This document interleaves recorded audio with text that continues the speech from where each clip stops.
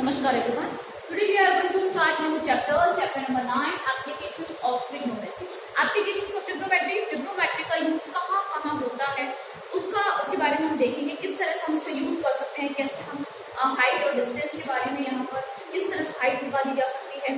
अगर आपके पास कोई सपोज टावर है आपके सामने और उस टावर के सामने जस्ट खड़े हुए हैं, तो आपके और टावर के बीच में क्या डिस्टेंस है या फिर उस टावर की हाइट कितनी है, तो ये सारी बातें हम चैप्टर नंबर 9 के अंदर पढ़ेंगे। अब ट्रिग्नोमेट्री का यूज जो है वो कहाँ होता है, देखिए यूज जैसे हाइट और डिस्टेंसेस की बात हम यहाँ पे कर रहे हैं, तो सबसे पहला मैं एग्जांपल लेना चाहूंगी। जैसे हमें फाइंड आउट करना हो किसी प्लैनेट का और अर्थ के बीच का डिस्टेंस फाइंड आउट करना, तो हम कोई मेजरमेंट इंस्ट्रूमेंट तो लेंगे नहीं कि हम उससे मेजरमेंट करेंगे। तो यहाँ पर जो हाइट और डिस्टेंस की बात की जा रही है, सपोज किसी प्लैनेट का हो गया है ना, वहाँ पे ट्रिग्नोमेट्री का यूज कर सकते हैं।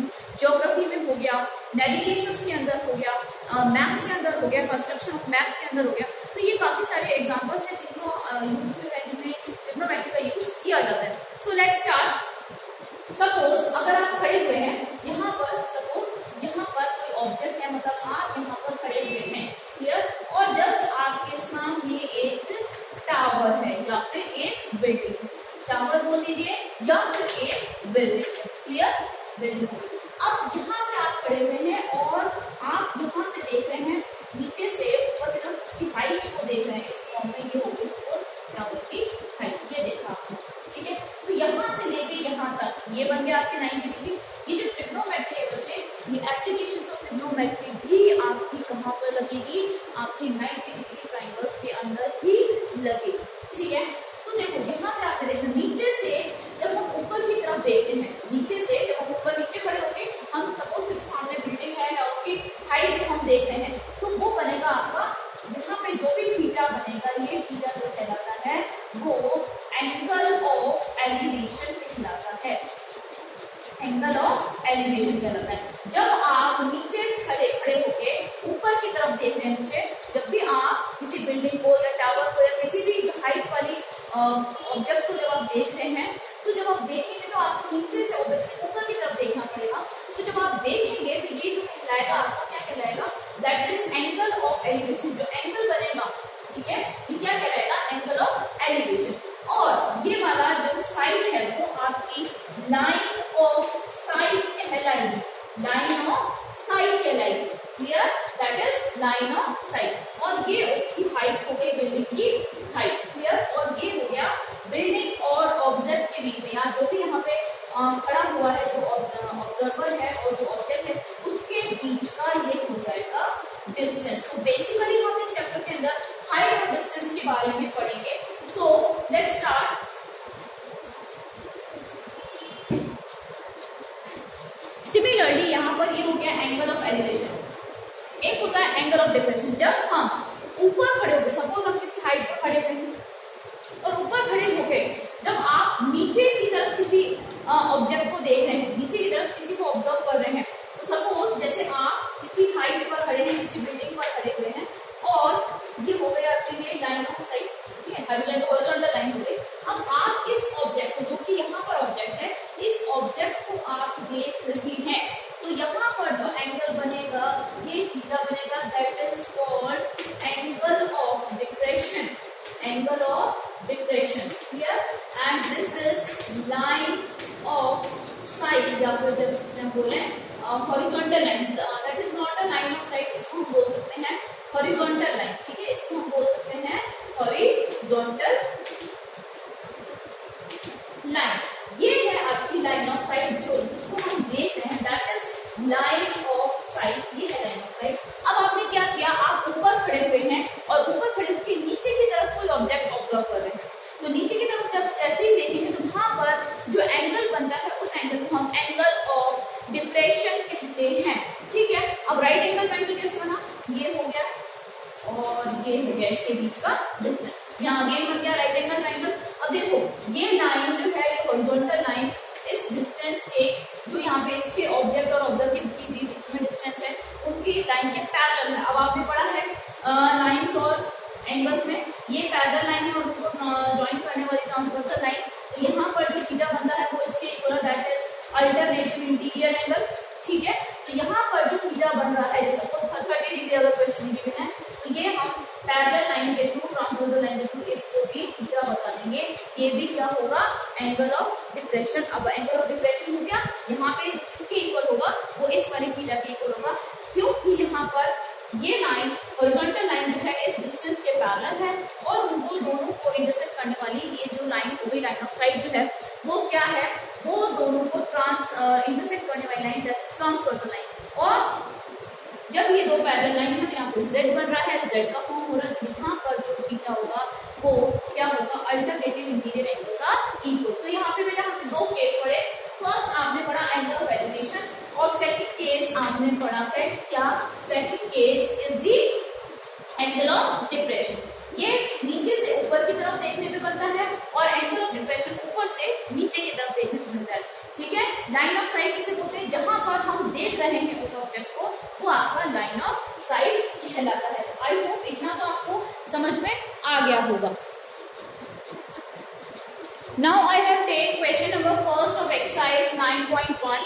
तो क्वेश्चन नंबर फर्स्ट क्या है, question number first, a circus artist climbing 20 meter rope which is slightly stretched tight form a top vertical top ground in the height of the pole if the angle is made with the rope and the ground is 30 degree. अब यहाँ पे क्या है बेटा, यहाँ पर ये हो गया ग्राउंड और ये हो गई रोप, रस्सी। ठीक है, इस रस्सी, ये रोप, इस रस्सी और इस ग्राउंड के बीच का जो एंगल दिया हुआ है वो दिया हुआ है 30 डिग्री दिया हुआ है। सर्कस आर्टिस्ट आपको बताया हुआ है यहाँ पर। तो यहाँ पर उस रोप की जो लेंथ दी हुई है वो 20 मीटर गिवन है। मान लिया इसको ए बी और ये बन गया आपका राइट एंगल ट्रायंगल। ठीक है, A B C clear. Now अब आप यहाँ पे क्या कर सकते हैं, पूछा क्या है, find the height of the pole. देखो ये रहा जमीन, एक पोल है, ये हो गया आपके पास pole, that is pole. Question number first हमने किया, ये पोल है, पोल के टॉप से जमीन पर एक रस्सी बांधी। सपोज यहाँ पर पोल खड़ा हुआ है, उस पोल के टॉप से, जो टॉप उसका फेस है, उससे हमने जमीन तक एक रस्सी बांधी है। तो जमीन और लेंथ और उस रोप के बीच में जो एंगल है दैट इज 30 डिग्री। तो आपको फाइंड करना है, find the height of the pole. ये है पोल की हाइट, ये आपको फाइंड आउट करनी है इसके अंदर। ठीक है, तो अब आपने देखो लास्ट जो एक्सरसाइज हमने पढ़ी थी 8th एक्सरसाइज, उसमें हमने पढ़ा था कि थीटा के सामने वाला परपेंडिकुलर होता है। ये हमने वहां पे पढ़ा था कि ये हो गया राइट एंगल ट्रायंगल, और अगर ये थीटा है, थीटा के सामने वाला परपेंडिकुलर हो गया 90 डिग्री के सामने वाली हाइपोटेन्यूज हो गई, और ये हो गया बेस। तो इसका बहुत बड़ा यूज है यहाँ पर, ये यूज हम करेंगे। कैसे, क्या चीज निकालनी, अब हाइट निकालनी है बेटा। तो हाइट निकालने का हम क्या करें, ये तो हो गया थीटा के सामने वाला परपेंडिकुलर और आपके पास है hypotenuse. Height perpendicular upon hypotenuse क्या रहा है, क्या रहता है आपके पास, साइन ऑफ थीटा बनता है। वो याद है ना आपको, पंडित बद्री प्रसाद हर हर बोले तो वही फॉर्मूला यहाँ पे लगना है। तो यहाँ पे देखिए AC upon AB is equals to sine of theta. AC क्या है आपके पास, AC is perpendicular and AB is hypotenuse. तो ऑब्वियसली साइन ऑफ थीटा ही लगेगा। तो परपेंडिकुलर AC की वैल्यू हमें फाइंड आउट करनी है। AC हमने यहाँ पे लिख लिया, AC हमने यहाँ पे लिख लिया अपॉन हाइपोटेन्यूज, हाइपोटेन्यूज आपको 20 गिवन है, and sine of theta is 30 degree. अब 30 डिग्री साइन की वैल्यू हमको यहाँ पे लिखनी है, विच इज वो क्या होती है, वो होती है हाफ के इक्वल। हमने यहाँ पे लिख दिया half AC by 20 is equal to half. Now cross multiply हम करेंगे तो कितना हो गया, wise of AC is equal to 20 और AC is equal to 20 by 2 that is 10 metre. तो यहाँ पर पोल की हाइट कितनी आ गई है, पोल की हाइट आपके पास आ गई है 10 metre. Now question number 7, I take question number 7। Question number 7 में बच्चे आपको क्या दिया हुआ है, एक बिल्डिंग दी हुई है, बिल्डिंग के ऊपर, बिल्डिंग के टॉप पर एक ट्रांसमीटर टावर लगा हुआ है। ठीक है, तो हमें उसकी शायद टोटल हाइट वहां पे फाइंड आउट करनी है या उसके बीच में डिस्टेंस। ये टोटली बच्चे ये चैप्टर है हाइट और डिस्टेंस फाइंड आउट करने के बेस पर। तो let's do question number 7। So from a point on the ground the angle of elevation and the bottom of the ground of transmission fix as 20 metre height at the building. तो यहाँ पे हम देख सकते हैं कि ये तो हो गया आपके पास, ये हो गई बिल्डिंग, ये है बिल्डिंग।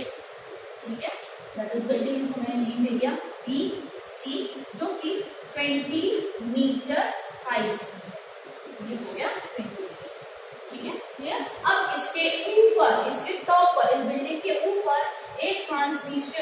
ट्रांसमिशन टावर भी लगा हुआ है। ये हो गया टावर, ठीक है, जिसकी हाइट हमें नहीं पता है तो हम इसको हाइट को बोल देते हैं कि ये h हाइट का होगा। क्लियर? अब बोल रहा है ये तो हो गया जमीन और इस बिल्डिंग और जमीन के बीच का, यहाँ पे कोई ऑब्जर्वर है तो उसके बीच का डिस्टेंस हो गया।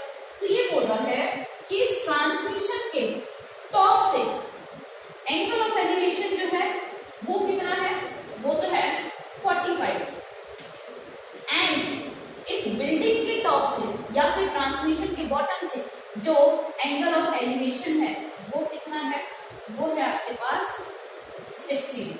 कितना है? 60 डिग्री। तो बच्चे ये ध्यान रखिएगा, और यहाँ पे मिल गया आपका 90 degree.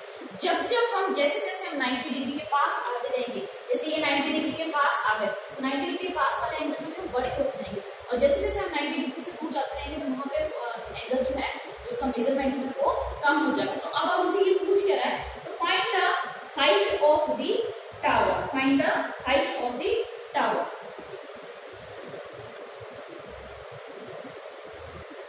Okay, this is the question, again I am repeating. ये हो गया आपके पास बिल्डिंग, क्लियर, बिल्डिंग के ऊपर हो गया टावर, इसकी हाइट हमें नहीं पता, ठीक है, इसकी हाइट हमें पता है 20 मीटर, और बिल्डिंग और ऑब्जर्वर के बीच का ये डिस्टेंस हो गया, इसको हम बोल देते हैं डी बोल देते हैं। ये हो गया आपके पास डिस्टेंस, डिस्टेंस हो गया, और बिल्डिंग के टॉप से जो एंगल ऑफ एलिवेशन है वो है 45 डिग्री, एंड जो टावर के टॉप से एंगल ऑफ एलिवेशन है वो है 60 डिग्री, ठीक है, 60 डिग्री। अब आपको क्या फाइंड आउट करना है, हाइट निकालनी है, किसकी? Find the height of the tower, tower की हाइट टोटल, ये पूरे टावर की हाइट आपको ये वाला एबी जो है वो फाइंड आउट करना है। तो सबसे पहले हम क्या करते हैं, देखो यहाँ पे दो राइट एंगल ट्रायंगल हो गए, एक हो गया आपके पास BCD, दूसरा हो गया ACD। तो सबसे पहले हम काम करते हैं एक राइट एंगल ट्रायंगल, एक ट्रायंगल कौन सा वाला हो गया, BCD।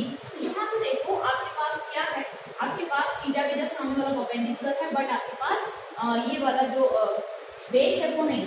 तो देखो परपेंडिकुलर ये तो हो गया आपके पास, और ये आपके पास हो गया डिस्टेंस। तो डिस्टेंस जब हम निकालेंगे तो परपेंडिकुलर अपॉन डिस्टेंस कर दीजिए, या 10 लगा लीजिए वहां पर, ठीक है। तो यहाँ पे देखो क्या मिल गया आपको, आपके पास मिल गया, आपके पास है थीटा के जस्ट सामने वाला होता है परपेंडिकुलर, परपेंडिकुलर ये हो गया हाइपोटेन्यूज, ये हो गया बेस, परपेंडिकुलर अपॉन बेस क्या हो गया, tan ऑफ थीटा हो गया, क्लियर। अब परपेंडिकुलर क्या है, दैट इज BC अपॉन ये हो गया DC is equal to BC upon DC, tan of theta, tan कितना है, tan की वैल्यू है आपके पास 45 डिग्री। मैं इस ट्रायंगल की बात कर रही हूँ BCD, तो उसमें जो एंगल ऑफ एलिवेशन है दैट इज 45 डिग्री। तो BC कितना है, BC is 20 upon DC, DC हमें फाइंड आउट, हम यहाँ से निकालते हैं पहले, एंड tan 45 क्या होता है, tan 45 की वैल्यू क्या होती है बेटा, tan 45 होता है आपके पास यहाँ पर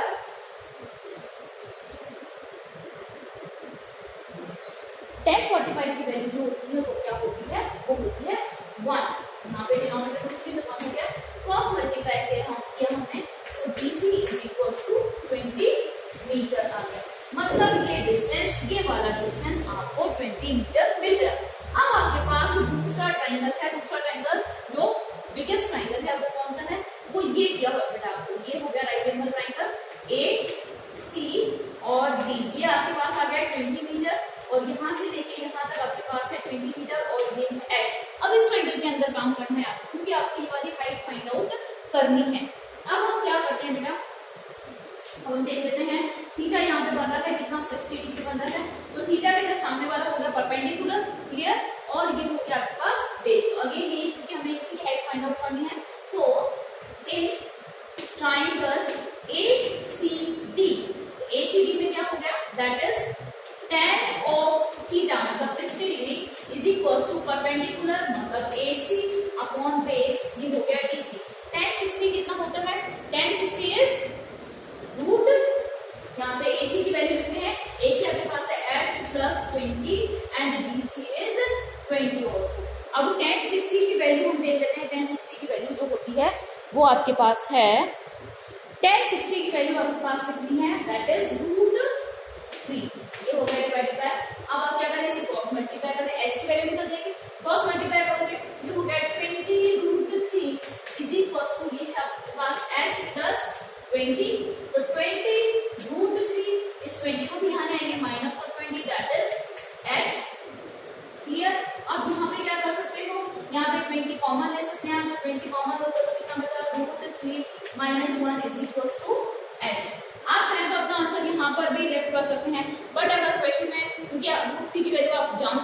क्वेश्चन में अगर गिवन है रूट 3 की वैल्यू तो आप क्या करें 20 और रूट 3 की वैल्यू 1.732 माइनस 1 जो हो गया इज इक्वल टू हो गया आपके पास h। इसका सॉल्यूशन करके भी आप आगे लिख सकते हैं, चाहे आप इसको यहाँ पर भी अपना आंसर छोड़ सकते हैं।